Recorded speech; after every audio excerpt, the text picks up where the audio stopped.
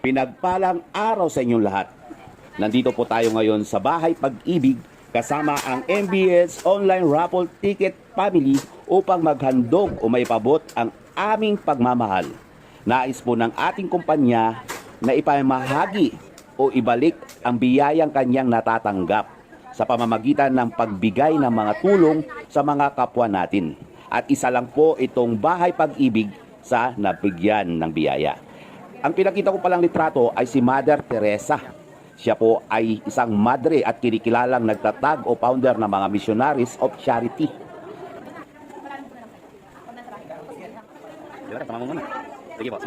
Sige.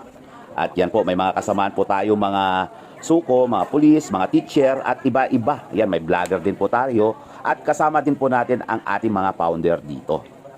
Ang Bahay Pag-ibig ay nabuo dahil sa isang misyon ng pinagsama-samang mga lokal na pare sa San Fernando, Pampanga. Ito ay tinatag noong June 16, 1988 ng isang pare o si Father Boyet. Matatagpuan po ito sa bandang Holy Angel Village sa may Tilabastagan na dinonate naman ng pamilyang Nepomuceno. Oh! Wow! Wow! Laki kasi mag-activity ba? Silang activity. Ng food nyo. Bakit pula?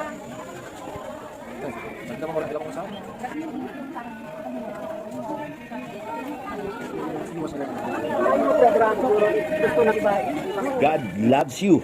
Mahal tayo ng Panginoon. At pinapakita po niya yan sa iba-ibang klase ng bagay. Yan, kamukha po niyan, tayo ay nagpapakita ng pagmamahal natin sa ating kapwa dahil mayroon po tayo. At dapat ipagpasalamat yan sa ating Panginoon. Thank you, Lord. Swerting-swerte talaga tayo. Minsan umaabot talaga tayo sa mga time o sa oras na tayo ay nalulungkot. Tayo ay nag-iisip ng para bang tayo pinabayaan. Pero ayan po, swerting-swerte talaga tayo. I was there for almost 2 years. 2 years. I ran away from my daughter because they are giving me spoiled food and physically they hurt me.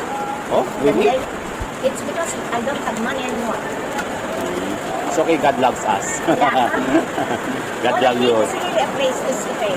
That is why. Yes. Because Hello. here, Tonton Torres doesn't want me to sleep there in the park. I sleep there. And an investigator of Guagua, he gave me a capital, 5,000, Oh. to send something there. Oh, you look mogi daw. Oh, what is it? Yeah. Grade 1, 3 years old. My father, because my father is in that school, he is janitor, mami, everything. During that time, because there were only few. Oh. Now, she just put me at the last of the grade 1, and our teacher there is the principal of that school. But it so happened I'm the only one who answered every question. I'm the only one who contributed. Yeah, I did that. Just a few months. SSS? Yes, I am, but just a few months. That is why I ended up with just a few months. But look, tell me, 70. I'm 70. I like your hair. I'm the one cutting it because the rule here, makalbuhin kami lahat. But I don't want. Because Christmas is coming. I don't want dog.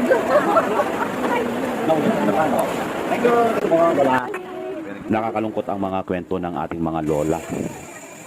Ay, basta, ayan. Give love. Hindi lang dapat sa Pasko, kundi araw-araw. Basta kaya, share love. Thanks God talaga. Thank you, Lord. Kaya palagi ko po sinasama si AG sa mga ganitong activities. Di baling maghirap, basta mayaman tayo sa pagmamahal ng ating Panginoon. Maraming salamat po sa panunood at ingat-ingat po kayo lagi. God bless.